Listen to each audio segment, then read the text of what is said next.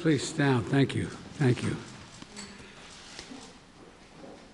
Good afternoon. Before I take questions, I want to give you a progress report to the nation on where we stand 65 days into office here, on vaccinations and a few other top priorities for the American people. First, on vaccinations. On December 8th, I indicated that I hope to get 100 million shots in people's arms in my first 100 days. We met that goal last week by day 58, 42 days ahead of schedule. Now today I'm setting a second goal, and that is we will, by my 100th day in office, have administered 200 million shots in people's arms. That's right, 200 million shots in 100 days. I know it's ambitious, twice our original goal, but no other country in the world has even come close, not even close to what we were doing. I believe we can do it.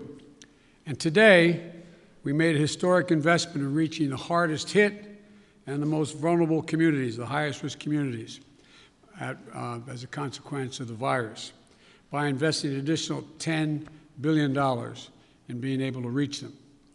I also set a goal before I took office of getting a majority of schools in K through 8 fully open in the first 100 days.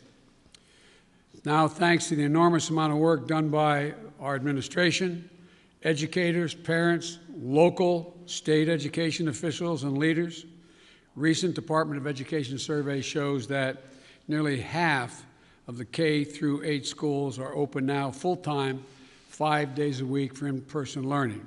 Not yet a majority, but we're really close, and I believe in the 35 days left to go, we'll meet that goal as well.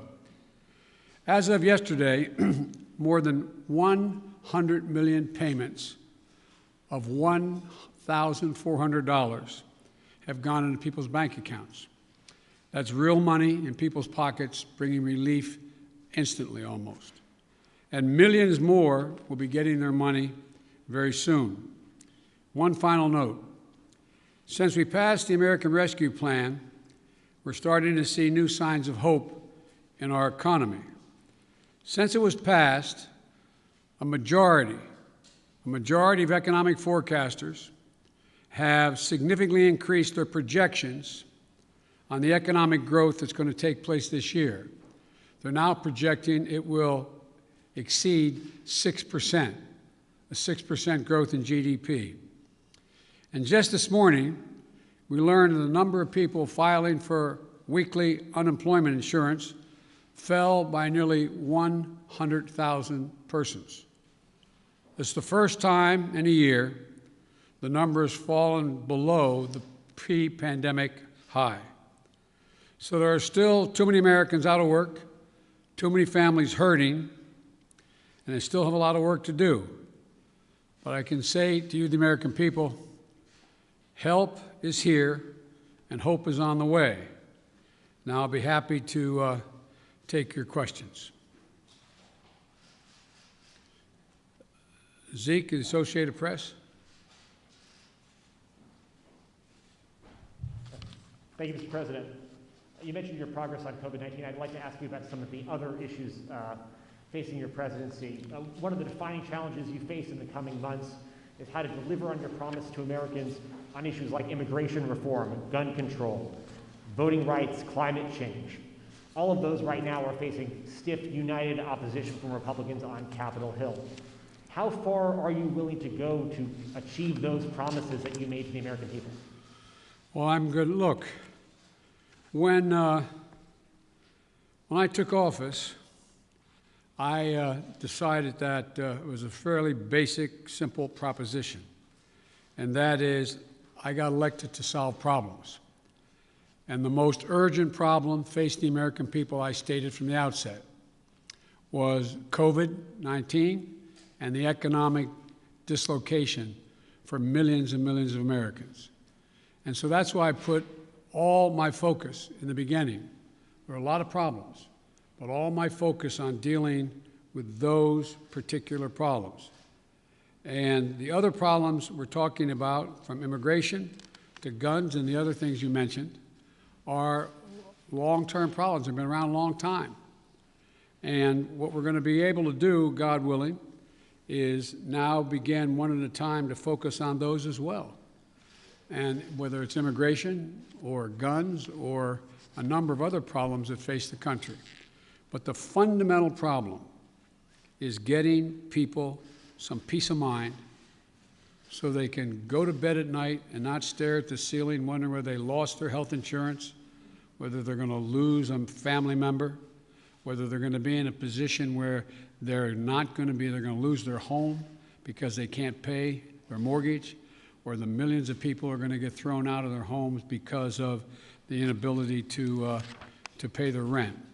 So we're going to move on these one at a time, try to do as many simultaneously as we can, but that's the reason why I focused as I have. And here's the deal. I think my Republican colleagues are going to have to determine whether or not we want to work together, or they'll decide that the way in which they want to proceed is to just decide to divide the country, continue the politics of division. But I'm not going to do that. I'm just going to move forward and take these things as they come.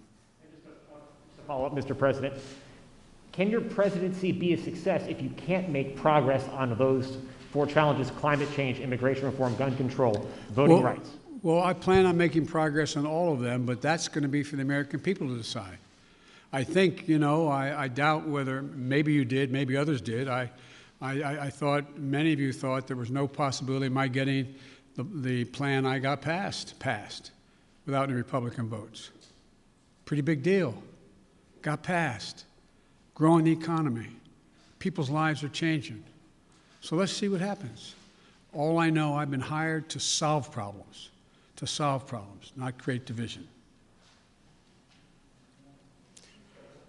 Okay, how about Yamiche? Thanks so much, Mr. President.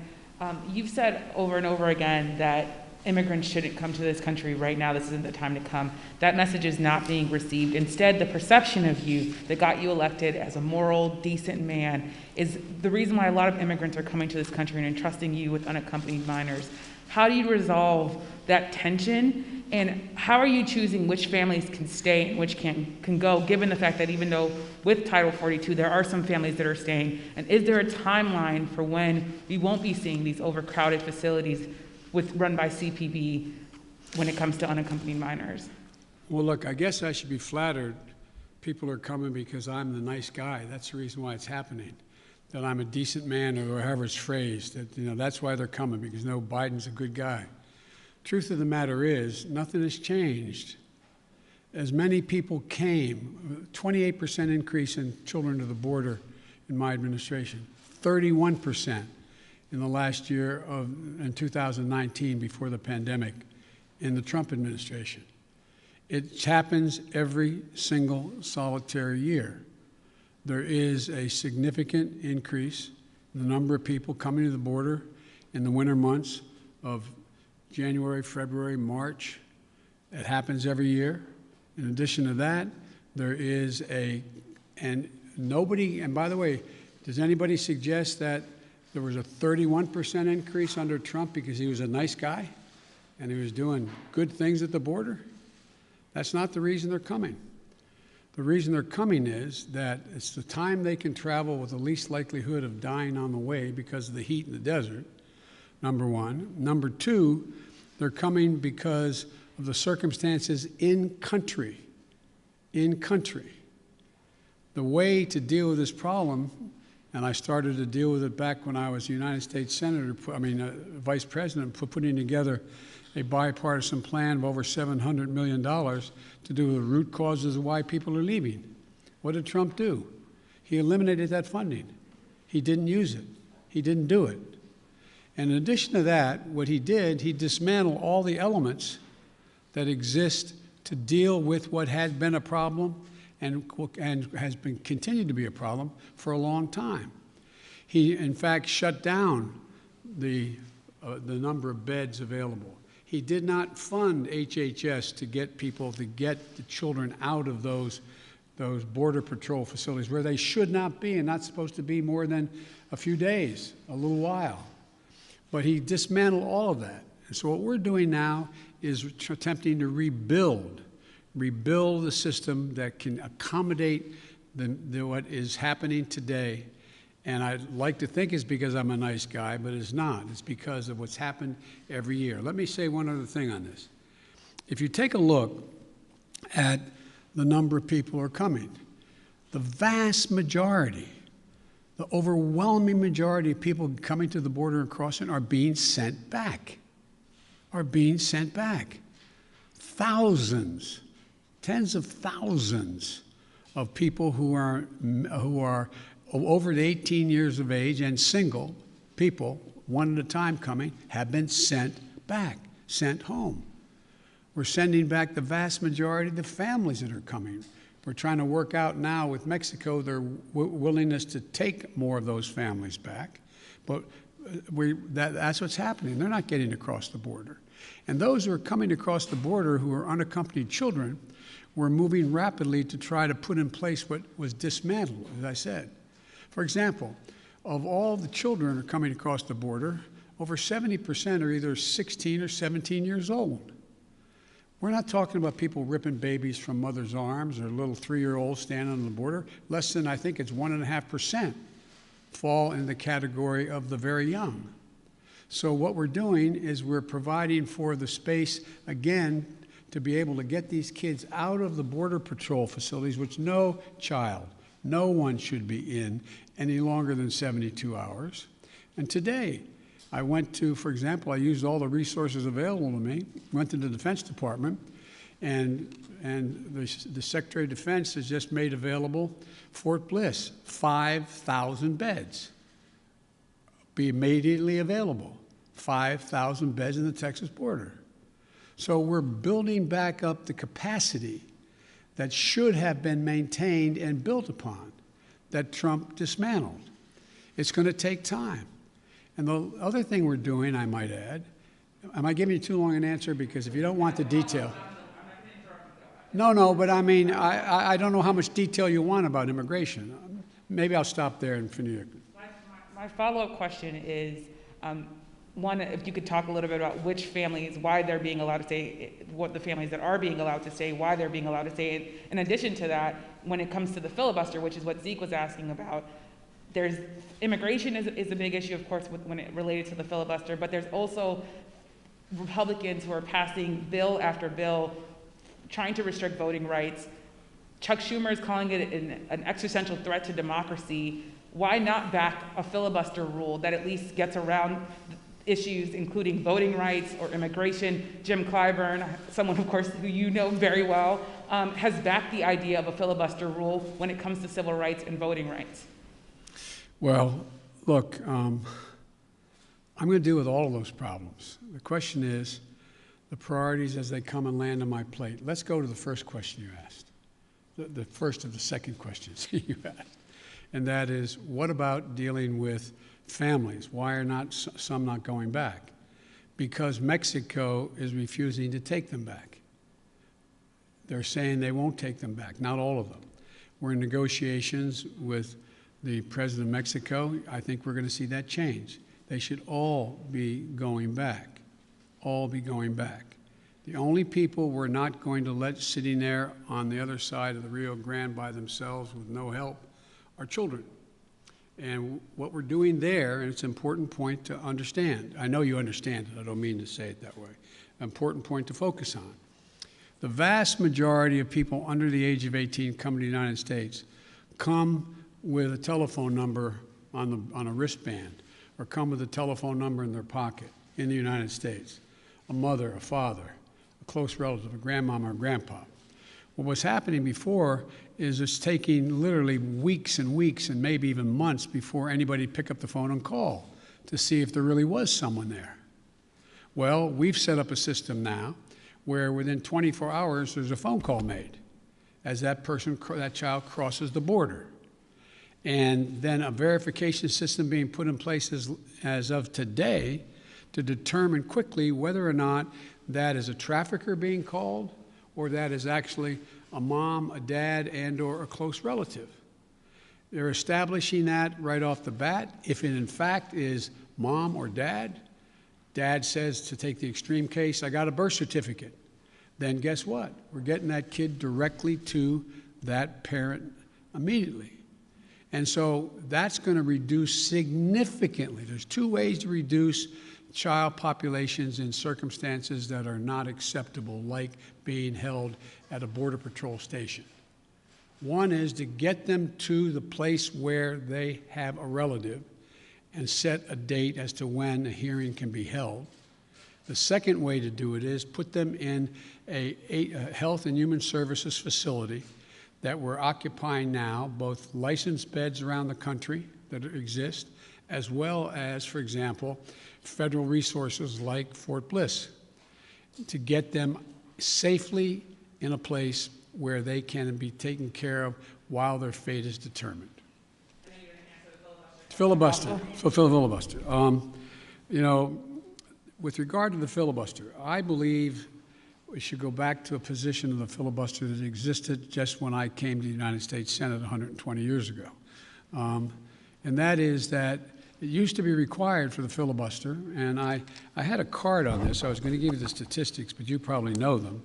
That it used to be that from between 1917 and 1971, the filibuster existed. There were a total of 58 motions to break a filibuster that whole time. Last year alone, there were 5 times that many. So it's being abused in a gigantic way. And for example, it used to be you had to stand there and talk and talk and talk and talk until you collapsed. And guess what? People got tired of talking and tired of collapsing. Filibusters broke down and we were able to break the filibuster, get a quorum and vote. So I strongly support moving in that direction, in addition to having an open mind about dealing with certain things that are just elemental to the functioning of our democracy, like the right to vote, like the basic right to vote. We've amended the filibuster in the past. But here's the deal. As you've observed, I'm a fairly practical guy. I want to get things done. I want to get them done consistent with what we promised the American people. And in order to do that, in a 50-50 Senate, we've got to get to the place where I get 50 votes so that the Vice President of the United States can break the tie, or I get 51 votes without her. And so I'm going to say something outrageous. I have never been particularly poor at calculating how to get things done in the United States Senate. So the best way to get something done, if it holds near and dear to you that you like to be able to, anyway, we're going to get a lot done. And if we have to, if there's complete lockdown and chaos as a consequence of the filibuster, then we'll have to go beyond what I'm talking about. Okay, hang on. Sorry. Oh, Ms. Kim. Thank you, Mr. President. To follow up on the filibuster, so do you believe it should take 60 votes to end a filibuster on legislation or 51? If we could end it with 51, we would have no problem. You're going to have to, the existing rule, it's going to be hard to get a parliamentary ruling that allows 50 votes to end the filibuster, the existence of a filibuster.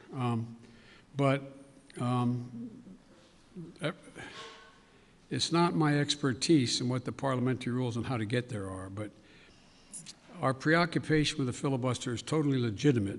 But in the meantime, we got a lot we can do while we're talking about what we're going to do about the filibuster. Let me get here. Okay. Cecilia Vega. I'd like to circle back to immigration, please. You just listed the reasons that people are coming, talking about in-country problems, saying that it happens every year. You blamed the last administration. Sir, I just got back last night from a reporting trip to the border where I met 9-year-old Josel, who walked here from Honduras by himself, along with another little boy. He had that phone number on him, and we were able to call his family. His mother says that she sent her son to this country because she believes that you are not deporting unaccompanied minors like her son. That's why she sent him alone from Honduras. So, sir, you blame the last administration, but is your messaging in saying that these children are and will be allowed to stay in this country and work their way through this process, encouraging families like Josel's to come? Well, look,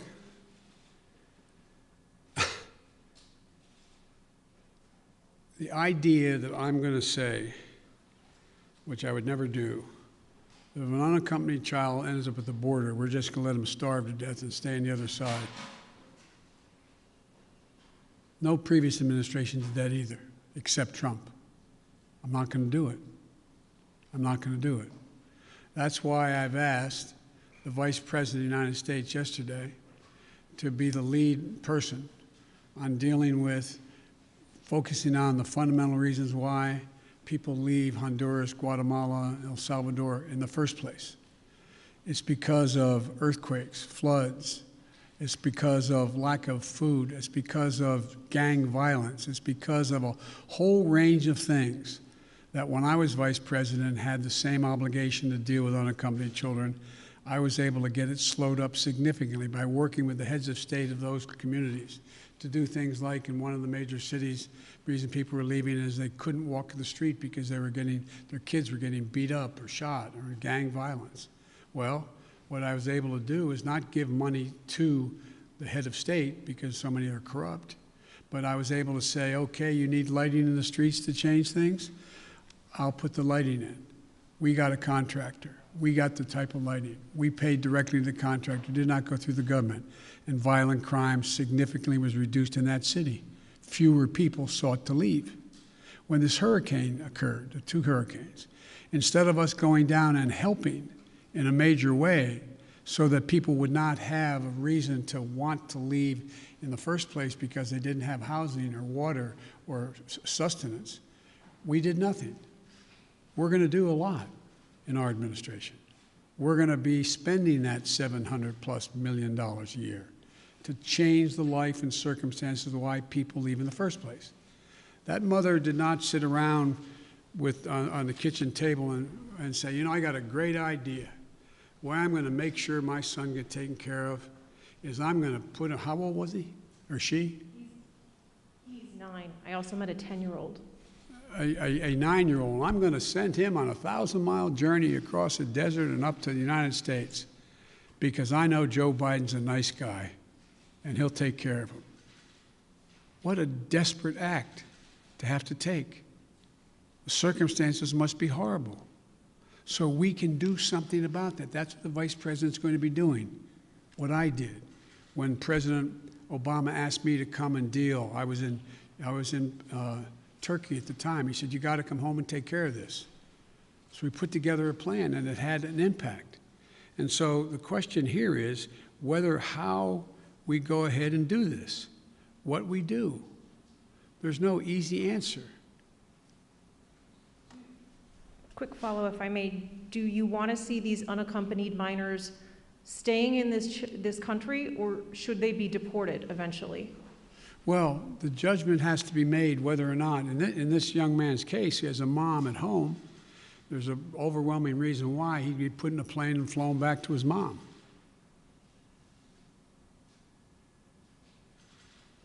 Follow, sir. You mentioned circumstances that must be horrific.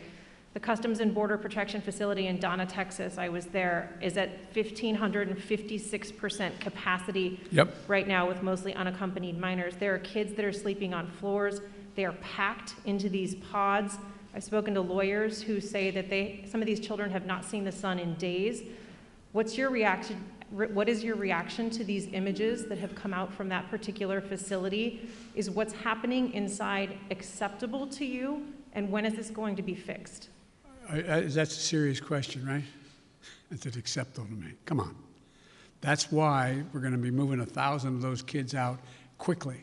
That's why I got Fort Bliss opened up. That's why I've been working from the moment this started to happen to try to find additional access for children to be able to safely, not just children, but particularly children, to be able to safely be housed while we follow through on the rest of what's happening. That is totally unacceptable.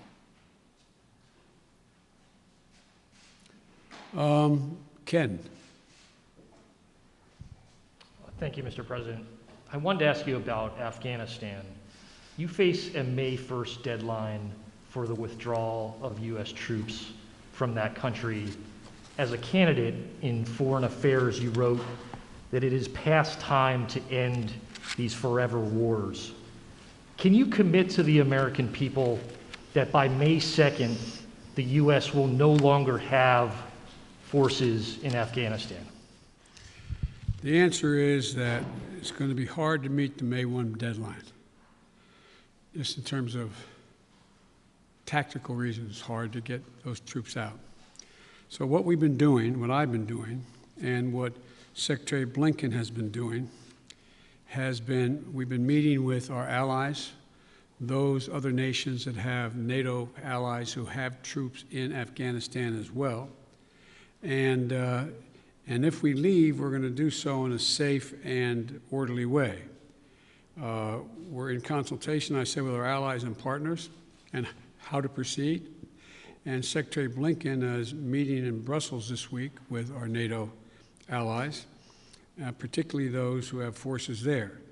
And General Austin is just met with Kayani, and I'm waiting for the briefing on that. He is the leader, quote, in Afghanistan and Kabul. And there's a UN-led process that's beginning shortly on how to mechanically get people, how to end this war. But it is not my intention to stay there for a long time. But the question is, how and in what circumstances do we meet that agreement that was made by President Trump to leave under a deal that looks like it's not being able to be worked out to begin with? How's that done? But we are not staying a long time. You just said if we leave. Do you think it's possible that we will leave? The question is when we leave. Do you believe, though, it's possible we could have troops there next year? I can't picture that being the case.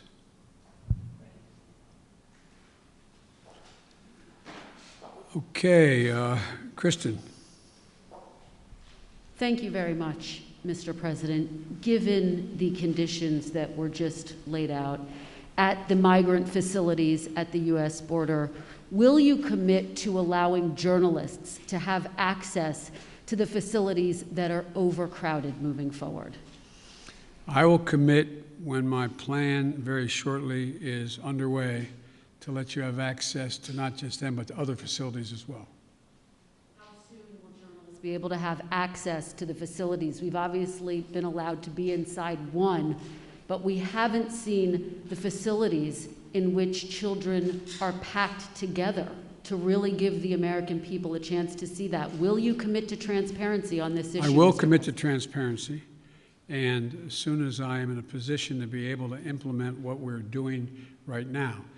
And one of the reasons I haven't gone down, all my chief folks have gone down, is I don't want to become the issue. I don't want to be, bringing all the Secret Service and everybody with me to get in the way. So this is being set up, and you'll have full access to everything once we get this thing moving. Okay, and just to be clear, how soon will that be, Mr. President? I don't know, to be clear. Responsibility for everything that's happening at the border now. I hear you talking a lot about the past administration. You decided to roll back some of those policies. Did you move too quickly to roll back what? I'm sorry? Policies. Did you move too quickly to roll back some of the executive orders of your predecessor? First of all the policies are underway. We're not helping at all. Did not slow up the amount of immigration and as many people coming. And rolling back the policies of separating children from their mothers. I make no apology for that. Rolling back the policies of remain in Mexico, sitting on the edge of the Rio Grande in a muddy circumstance with not enough to eat. I make no apologies for that. I make no apologies for ending programs that did not exist before Trump became president, that have an incredibly negative impact on the law, international law, as well as on human dignity. And so I make no apologies for that. To ask you about foreign policy, Mr. President. Overnight, we learned that North Korea tested 2 ballistic missiles. What, if any, actions will you take, and what is your red line on North Korea? Let me say that, number one, UN Resolution 1718 was violated by those particular missiles that were tested, number one. We're consulting with our allies and partners, and there will be responses if they choose to escalate. We will respond accordingly. But I'm also prepared for some form of diplomacy, but it has to be conditioned upon the end result of denuclearization. So that's what we're doing right now, consulting with our allies. Just very quick follow-up. You only got another hour now, okay? Diplomacy, can you define what you mean? And former President Obama warned the incoming President Trump that North Korea was the top foreign policy issue that he was watching. Is that how you assess the crisis in North Korea? Yes. Okay, hang on a second here. Kristen, Nancy, CBS. Thank you very much, Mr. President. I want to go back to voting rights. And as Yamiche mentioned, Republican legislatures across the country are working to pass bills that would restrict voting, particularly Democrats fear impacting minority voters and young voters, the very people who helped to get you elected in November. Are you worried that if you don't manage to pass voting rights legislation, that your party is going to lose seats and possibly lose control of the House and the Senate in 2022? What I'm worried about is how un-American this whole initiative is. It's sick. It's sick. Deciding in some states that you cannot bring water to people standing in line, waiting to vote. Deciding that you're going to end voting at 5 o'clock when working people are just getting off work. Deciding that there will be no absentee ballots under the most rigid circumstances. It's all designed, and I'm going to spend my time doing 3 things. 1, trying to figure out how to pass the legislation passed by the House, number 1. Number 2, educating the American public. The Republican voters I know find this despicable. Republican voters, the folks outside this White House. I'm not talking about the elected officials. I'm talking about voters. And so I'm convinced that we'll be able to stop this because it is the most pernicious thing. This makes Jim Crow look like Jim Eagle. I mean, this is gigantic, what they're trying to do. And it cannot be sustained. And do everything in my power, along with my friends in the House and the Senate, to keep that from becoming the law. Is there anything else you can do about it besides passing legislation? The answer is yes, but I'm not going to lay out a strategy in front of the whole world and you now. Then, on a related note, have you decided whether you are going to run for re-election in 2024? You haven't set up a re-election campaign yet, as your predecessor had by this time. My predecessor needed to. My predecessor. Oh, God, I miss him. No, an answer is yes. My plan is to run for re-election. That's my expectation. And on one other note, on bipartisanship, your old friend, Mitch McConnell, says you have only spoken to each other once since you took office, and that you have moved far left since taking office. Do you see it the same way he does? Have you rejected bipartisanship? No, I haven't at all. I've been meeting. When's the last time a president invited the opposite party down at least a half a dozen times to talk about issues, everything from how we work. We're working with a group of 20 members of the Senate right now and House on how we reestablish our ability to make computer chips, and how we get ahead of the game, how we can work together. We're working together on a bunch of things. But look, I know Mitch well. Mitch knows me well. I would expect Mitch to say exactly what he said. But this is a matter of making sure that I would like elected Republican support. But what I know I have now is I have electoral support from Republican voters. Republican voters agree with what I'm doing. And so unless Mitch says the last thing I did, this last piece of legislation, is so far left, well, then he ought to take a look at his party. Over 50% of them must be over that edge as well, because they support what I did.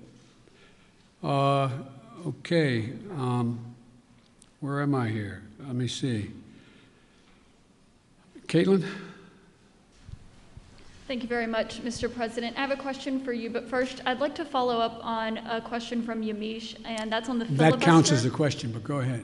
Okay, I'll make it quick. It's a quick question. You can. Regarding the filibuster, at John Lewis's funeral, President Barack Obama said he believed the filibuster was a relic of the Jim Crow era. Do you agree? Yes. If not, why not abolish it if it's a relic of the Jim Crow era?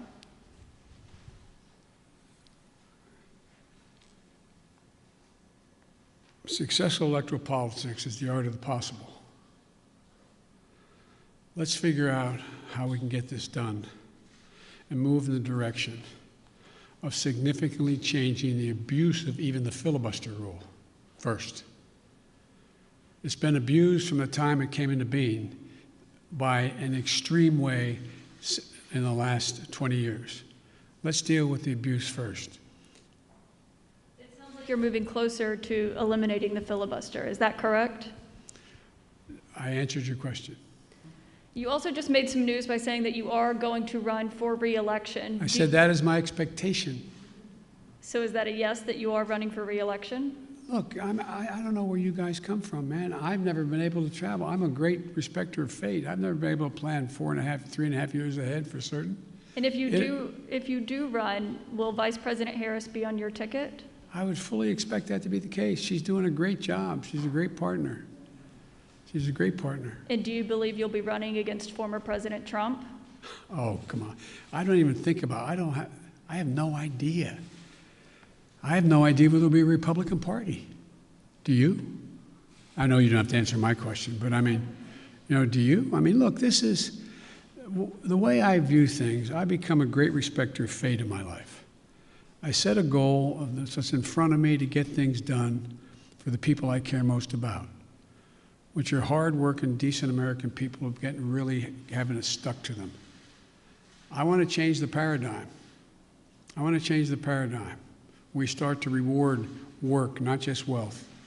I want to change the paradigm. If you notice, didn't you find it kind of interesting that my Republican friends were worried about that the cost and the taxes that had to be had, if there is any tax to be had as they talk about it, in dealing with the act that we just passed, which puts money in people's pockets, ordinary people?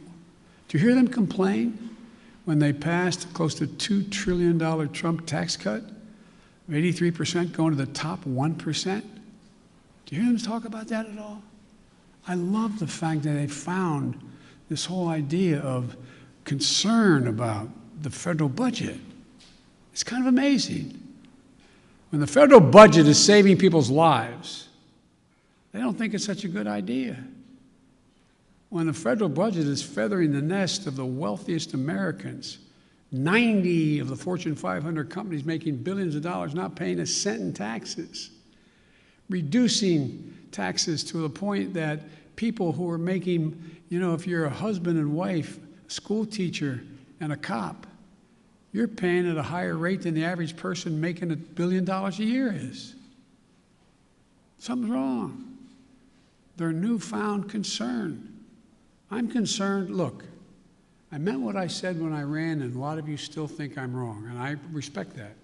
So I'm running for 3 reasons. To restore the soul, dignity, honor, honesty, transparency to the American political system.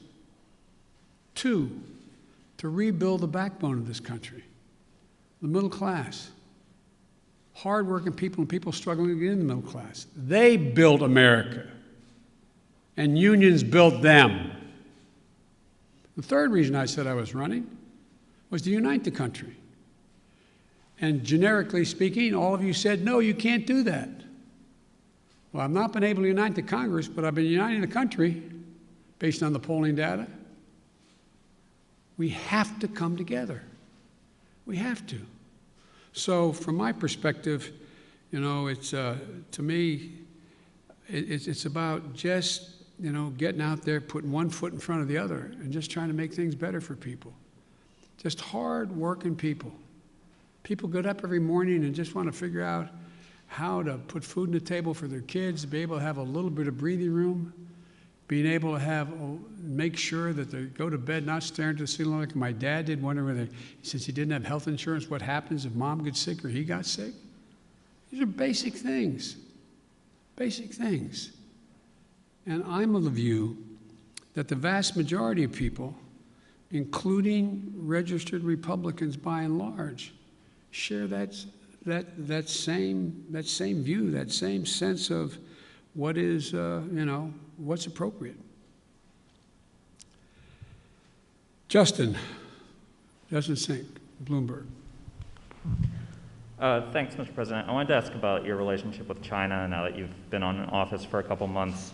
There's obviously the meeting in Alaska that was a little theatrical, and there's the continued human rights abuses. So today, I'm wondering, are you more likely than you were when you came into office to maintain tariffs on China? Are you considering banning imports of forced labor products? And would you consider cutting off U.S. investment or Chinese access to international payment systems? Well, look, they're each specifically legitimate questions, but they only touch a smidgen of what the relationship with China really is about. I've known Xi Jinping for a long time. Allegedly, by the time I left office as vice president, I had spent more time with Xi Jinping than any world leader had, because President Obama and the Chinese President Hu decided we should get to know one another, since it was inappropriate for the President of the United States to spend time with the Vice President of another country. But it was obvious he was going to become the new leader of China. So I spent hours upon hours with him alone with an interpreter, my interpreter and his, going into great detail. He's very, very straightforward. Doesn't have a Democratic with a small d bone in his body, but he's a smart, smart guy. He's one of the guys like Putin who thinks that autocracy is the wave of the future. Democracy can't function in an ever complex world. So when I was elected and he called to congratulate me, I think to the surprise of the China experts who were his people on the call as well as mine listening, we had a 2-hour conversation for 2 hours. And we made several things clear to one another. I made it clear to him again, what I've told him in person on several occasions, that we're not looking for confrontation, although we know there will be steep, steep competition. 2, that we'll have strong competition, but we'll insist that China play by the international rules. Fair competition, fair practices, fair trade. Thirdly, in order to compete effectively, I indicated that we're going to deal with China effectively. And we're going to need 3 things to do that, telling our people.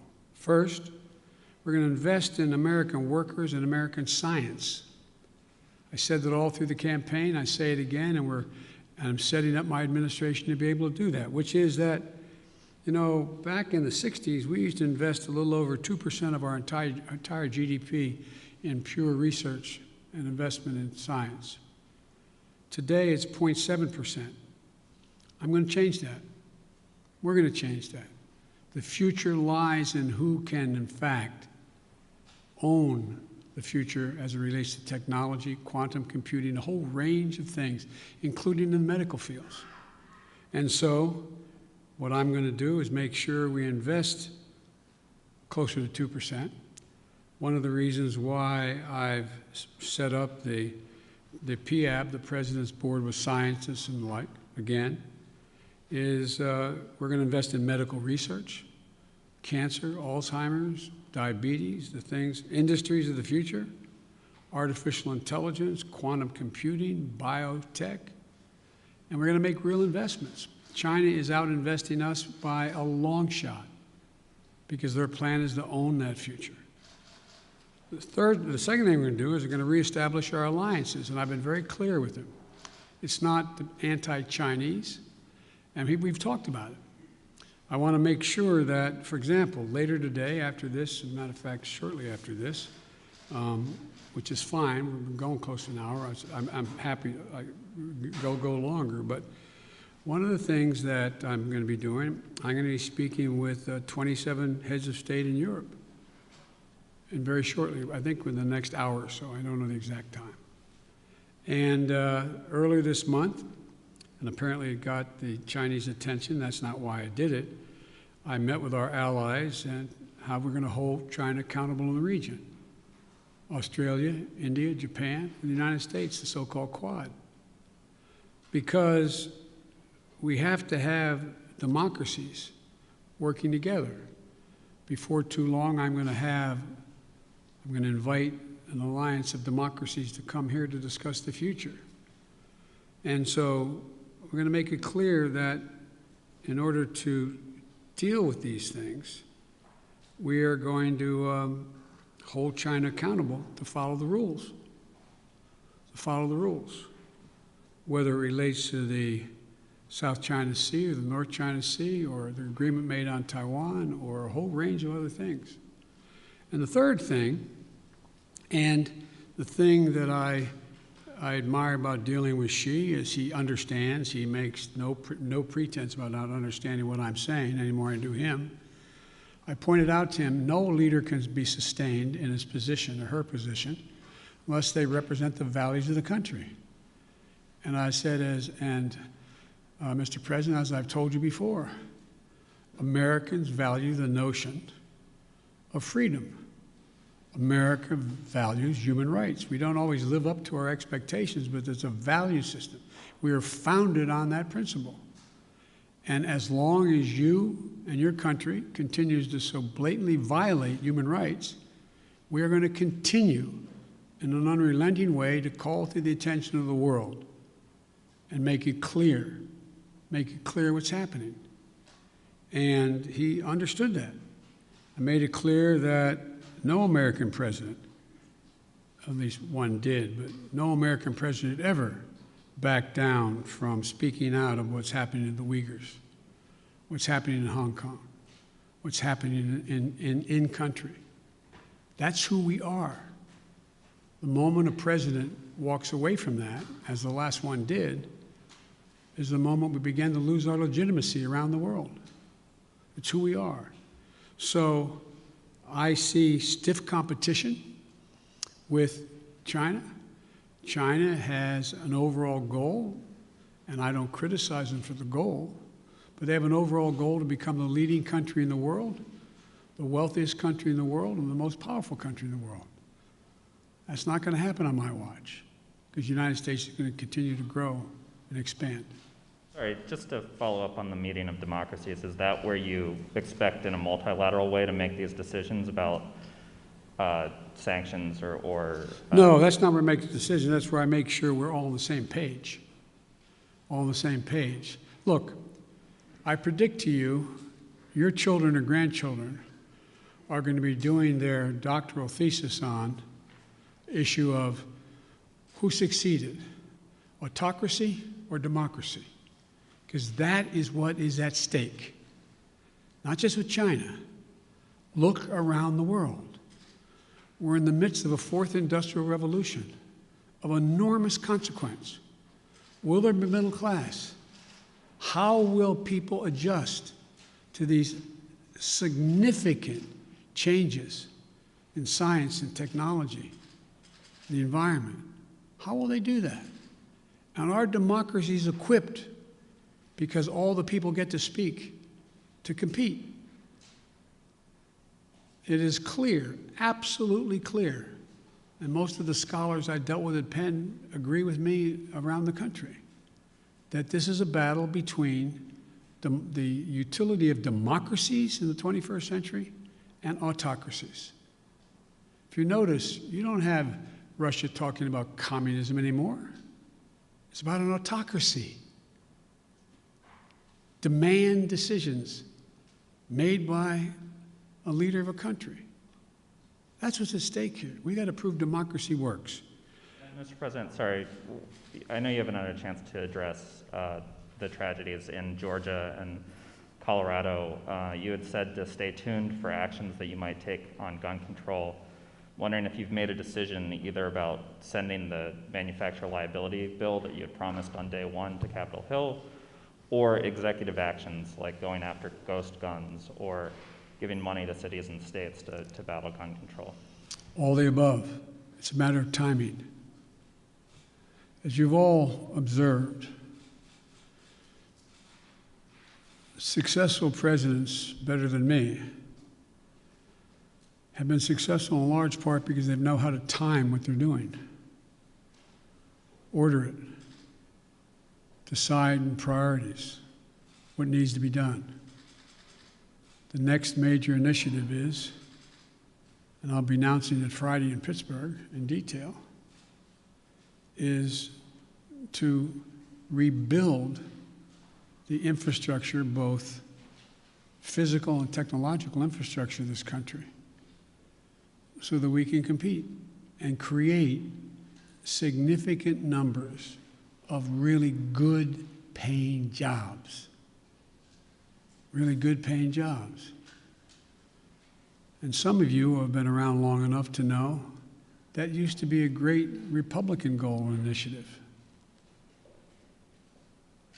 I still think the majority of the American people don't like the fact that we are now ranked, 85th in the world in infrastructure. I mean, look, the future rests on whether or not we have the best airports that can accommodate air travel, ports that you can get in and out of quickly, so businesses decide. Some of you, if you're ever local reporters, and you found your governor or mayor trying to attract business to your community, what's the first thing the business asked? What's the closest access to an interstate highway? How far am I from freight rail? Is the water available? Is enough water available for me to conduct my business? All the things that relate to infrastructure. We have somewhere, I asked the staff to write it down for me, and they did, not for this, but for a longer discussion. We have somewhere in terms of infrastructure, we rank 13th globally in infrastructure. China is investing 3 times more in infrastructure than the United States is. Bridges, more than 1/3 of our bridges, 231,000 of them, need repairs. Some are physical safety risks or preservation work. 1 in 5 miles of our highways and major roads are in poor condition. That's 186,000 miles of highway. Aviation, 20% of all flights, 20% of all flights weren't on time, resulting in 1.5 million hours lost in production. 6 to 10 million homes in America still have lead pipes servicing their water lines. We have over 100,000 wellheads that are not capped, leaking methane. What are we doing? And by the way, we can put as many pipe fitters and miners and us to work capping those wells at the same price that they would charge to dig those wells. So I just find it frustrating. Frustrating. Talk about, last point I'll make in the infrastructure, and I apologize for spending more time on it, but is that if you think about it,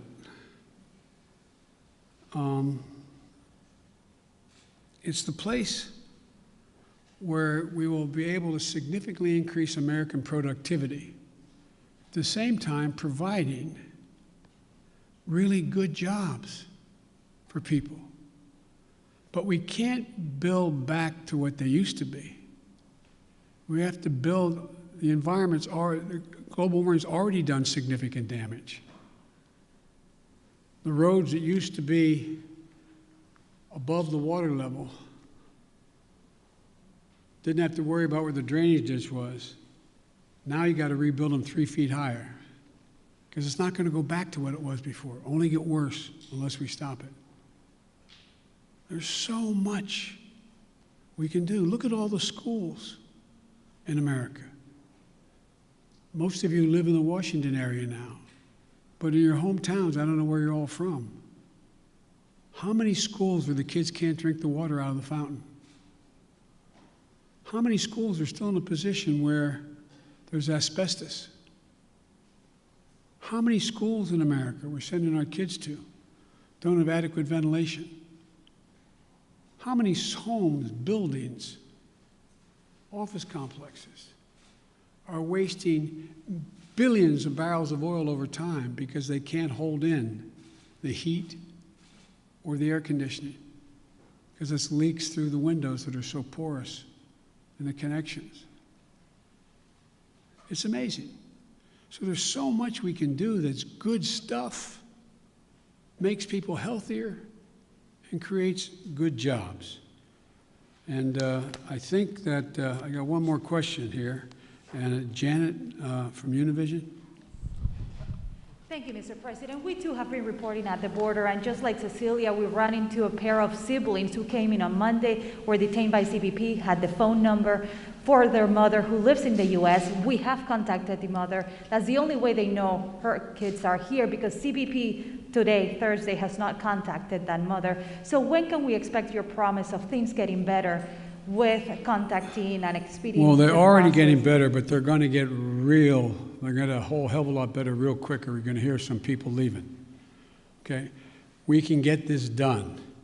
We're going to get it done. I had a long meeting with the entire team and several cabinet-level officers the other night. We're going to be moving within the next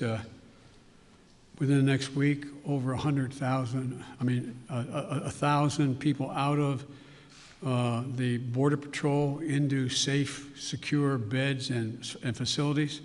We're going to significantly ramp up. We're already out there contacting everyone from getting some of the employees at HHS. There's a lot of them doing other things and move them into making those calls. We're in the process of rearranging and providing for the personnel needed to get that done. But I admire the fact that you were down there, you're making the calls yourself. It's real. The next thing that has to happen, though, as you well know, has to happen, there have to be some certitude that this is actually mom, dad, or whomever. And there's ways to do that. There's ways to do that, a little bit like determining whether or not you got the right code for your credit card.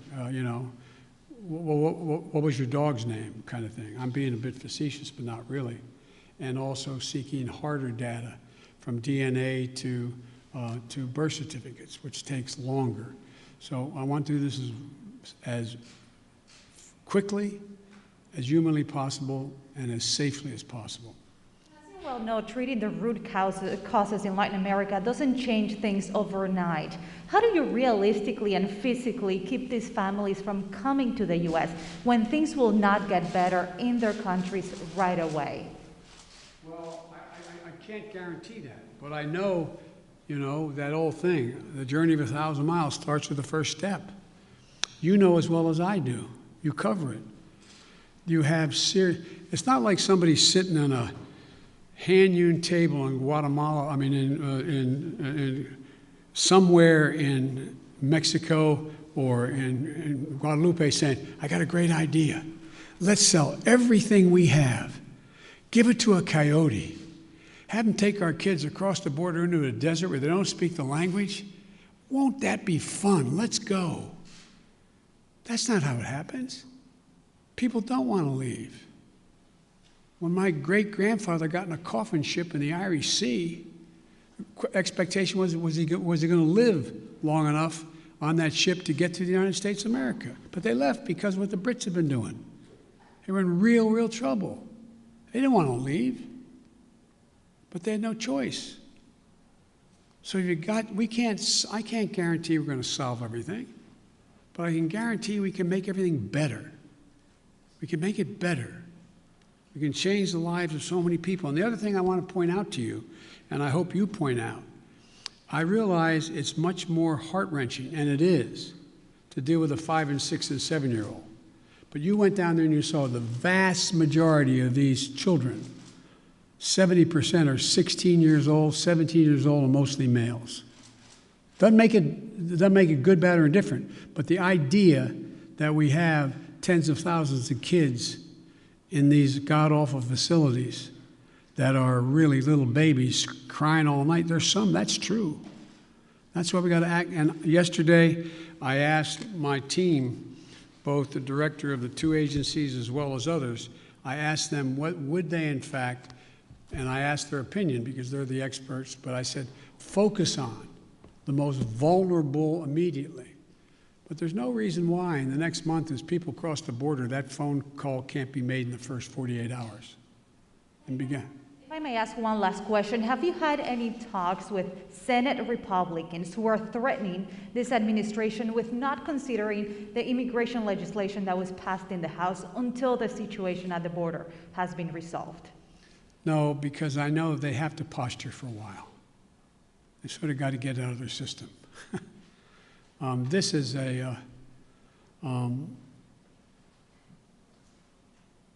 but I'm ready to work with any Republican who wants to help solve the problem or make the situation better. But folks, I'm going. Thank you very, very much. I appreciate it. Thank you.